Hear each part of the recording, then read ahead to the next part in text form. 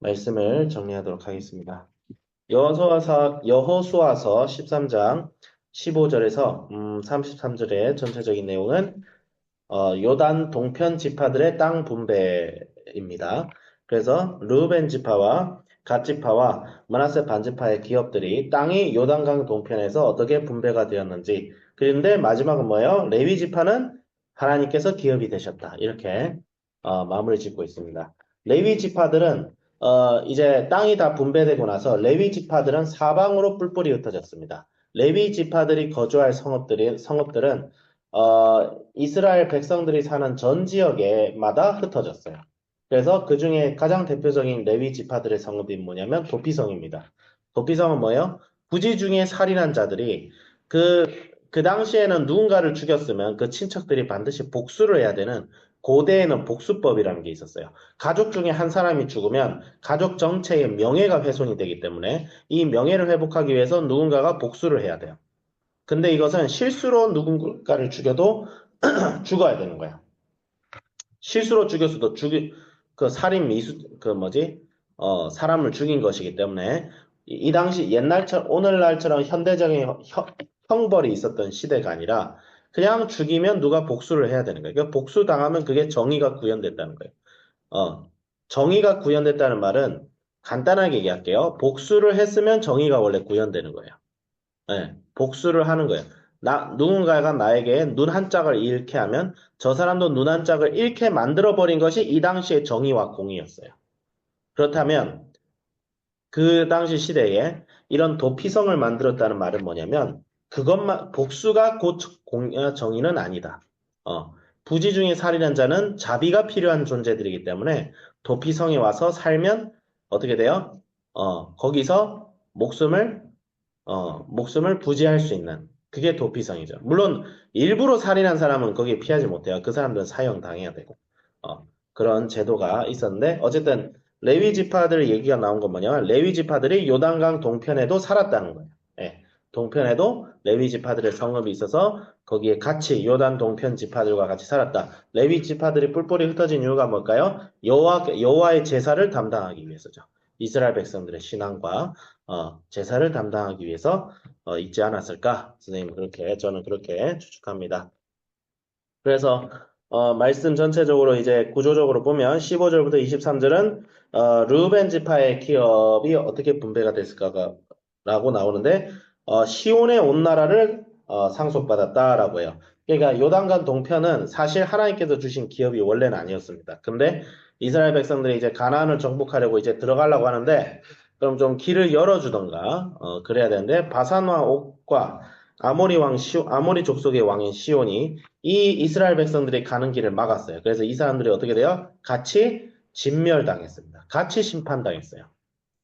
원래 심판 안 당할 수 있었는데 하나님을 대적하여서 심판을 당했어요. 그래서 심판당하고 그 남은 땅들을 요단강 동편 지파 지금 그 므낫세 반지파와 므낫세 지파 안에 여러 족속들 중에 마길 족속이 이 땅을 원했고 그다음에 르우벤 지파와 갓 지파가 원했어요. 그래서 이 지파들은 요단강 서편 원래 약속의 땅을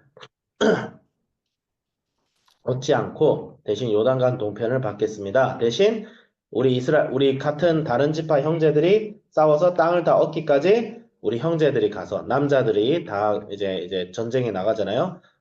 전쟁을 치르고 오겠습니다. 그렇게 해서 이제 정복 전쟁을 끝내고 이제서야 땅을 분배받는 장면이 나옵니다. 그렇게 나오고 그런데 이제 우리가 주목해야 될 것은 땅을 분배한다는 것이 도대체 오늘날 무슨 의미가 있느냐? 땅을 가족대로 분배를 받는다고 했어요. 땅을 가족대로. 예. 그래서 여러 가지 설명을 또 하면 시간이 많이 걸리니까 간단하게 얘기하자면 기업을 물려받는다는 것은 첫 번째로는 하나님의 약속이 성취가 되었다는 것을 얘기합니다. 하나님의 약속. 우리에게 성취된 하나님의 약속이 뭐냐면 뭐예요? 예수님께서 오셔서 우리를 위하여 십자가를 지시고 구원받았다는 아주 중요한 영적인 구원. 이것이 바로 기업을 물려받았다는 걸 말합니다. 영적인 구원을 우린 받았어요.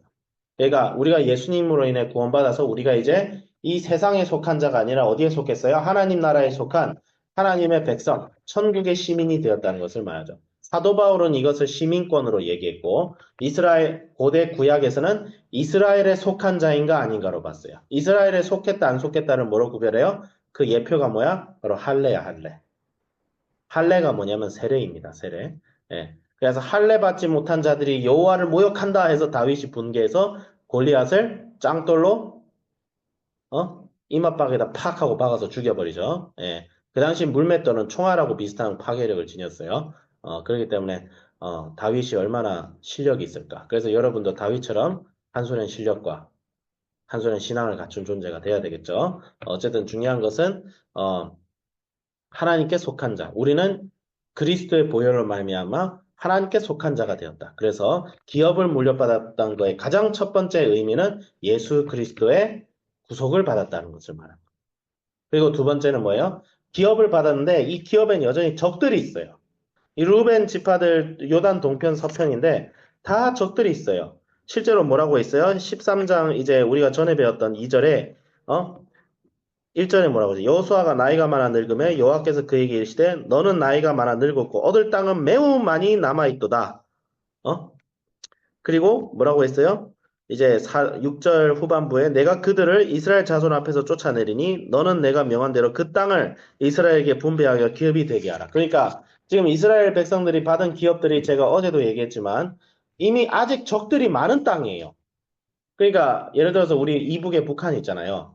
갑자기 하나님께서 뭐 이게 누구에게 말씀하실지 모르겠지만 이 땅을 너에게 주노라. 근데 북한 김정은이 있어. 뺏어라. 내가 이 땅을 너에게 줄. 아니 핵이 있는데요, 주님. 핵은 내가 처리할게. 뭐 이거예요, 약간. 핵은 내가 처리할게. 나머지 네가 이길 수 있지? 싹 가능이지? 사실 싹 가능하긴 해요. 재래식 전력으로는 북한은 3개월 안에다 지배. 전문가들이 하는 말이 재래식 전력만 따지면 북한은 한 1, 2개월이면 다 평정됩니다. 우리나라 지금 국력이 그 정도로 세져가지고 걔들 탱크 100대가 우리나라 탱크 한 대를 못 이겨요. 걔들 전투기 1000대가 우리나라 전투기 한 대를 못 이겨요. 너무 구식이에요. 그런데 중요한 건 뭐냐면 그런 상황이라는 거예요.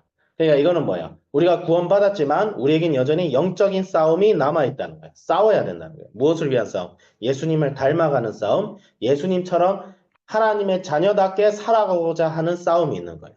근데 이 싸움을 싸우지 않으면 어떻게 돼요? 그 땅을 온전히 누릴 수 있다 없다? 없다는 거예요. 그래서 구원은 받았는데 구원받지 못한 사람처럼 사는 사람들이 실제로 존재할 수 있다는 거예요. 물론 성경은 양쪽을 다 얘기하고 있습니다.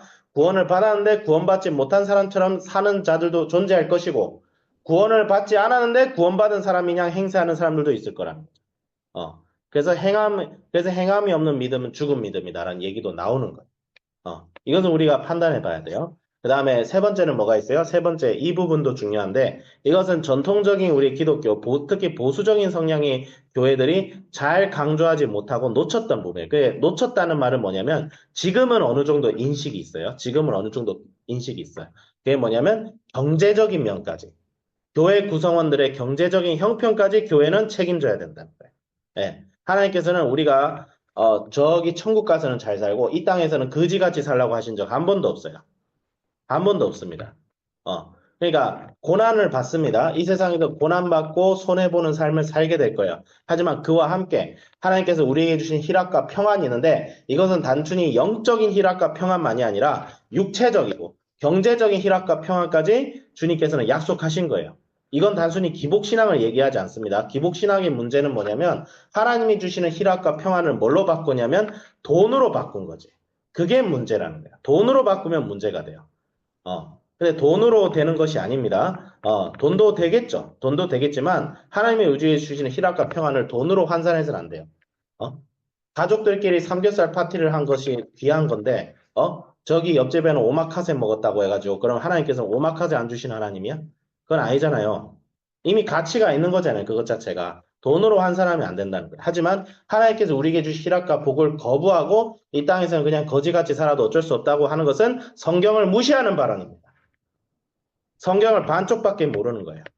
그리고 이 땅의 가난과 이 땅의 수많은 아픔을 무시하고 여기가 좋사오니 하는 것은 성경을 반쪽밖에 모르는 거예요. 성경은 그렇게 얘기하지 않습니다. 땅을 어떻게 했어요? 가족대로 주었다고 돼 있어요. 이 말은 뭐예요?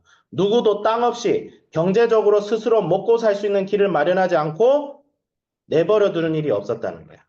그래서 오늘날 교회의 11조는 사실 절반은 어떻게 해야 돼요? 교회의 내에서 스스로 경제적으로 자립하지 못하는 자들을 위해서 먼저 쓰여져야 되고, 그 다음에 가난한 자들의 구제와, 가난한 자들의 구제는 뭐예요? 복음을 전파하고 선교하면서 그런 것에 쓰여야 돼요. 또 희년제도는 또 이제 나중에 또 뭐 여러 가지 경제적으로 함의가 있는데, 크게 지금 얘기하고 싶은 크게 세 가지가 있는 거예요. 영적인 구원, 성화, 그 다음에 뭐예요? 시민법적인, 경제적인 필요까지 채워줘야 돼요. 예. 이게 바로 고대 이스라엘 백성들의 토지법과 희년제도가 말하는 바입니다. 그래서 여기에 근거해서 기독교인들은 복음을 전하고 교회를 세우고 그 교회를 통하여 변화된 사람들을 통하여 사회까지 세상까지 변화시켰죠. 노예 제도를 없애고 남녀 평등을 이루고 아동복지법 이루고 이루었던 거죠. 네. 사회 정치적인까지. 사회 정치전까지 꼭 해야 됩니까? 꼭 그런 얘기는 아니지만. 그래서 김남준 목사님께서 우리의 믿음의 신앙의 본질을 지킬 수 있는 나라를 생각해야 된다고 하죠. 그렇죠? 그러면 우리가 신앙의 본질을 지킬 수 있는 나라를 지키기 위해서는 어떻게 해야 돼요? 교회가 교회답고 교회가 사회에 참여해야 됩니다. 복음을 가지고. 그거 없이는 신앙의 본질을 지킬 수 있는 나라를 지킬 수 없습니다. 예, 종교의 자유가 있는 나라를 지키지 못합니다. 왜? 하나님께서 그런 교회를 심판하시기 때문이죠. 그래서 우리가 더 복음에 힘쓰고 정말 우리의 믿음의 싸움을 우리의 현실에서 우리가 있는 장소에서 치열하게 저부터 싸워 나가자. 예수님을 더 본받자. 예수님의 십자가를 피 묻은 십자가를 항상 마음에 새기자. 그리고 내가 처한 현실에서 제가 교사죠. 그러면 어떻게 내가 하나님 보시기에 올바르게 학생들을 가르치고 인도할 수 있을까? 어떻게 하면 부족한 학생일수록 더 이해하고 더 사랑해 줄 수 있을까? 그걸 항상 명심하며 저부터 변화되야겠다라고 생각했습니다. 기도하겠습니다. 하나님 아버지 감사합니다. 말씀을 허락하여 주심을 감사드립니다. 주님께서 우리에게 허락하신 기업을 생각하며 하나님 아버지 주여 예수님께서 이루어 놓으신 구원을 하나님 아버지 우리가 선물로 받았습니다. 하나님 아버지 주님 선물로 주시면서 우리가 싸워야 될 것이 있음을 기억하게 하셨습니다. 주여 예수님을 닮아가게 해주시고 이 땅에 여전히 우리 마음에 죄의 속성과 악이 있을 때에 예수님의 십자가의 보혈과 성령이 내주하시는 그 엄청난 능력으로 우리의 죄성을 넘어뜨리고 쓰러뜨리고 이기고 때로는 좌절하여도 좌절하지 않게 해주시고 이것이 더 나아가서 주님 아버지 우리가 경제적으로 사회적으로 주님 수많은 어렵고 빈곤한 자들을 구원하여 그들을 예수 그리스도께 돌아오게 하는 역사 일어나게 하여 주시옵소서. 감사드리며 우주 예수 그리스도 이름으로 기도드립니다. 아멘.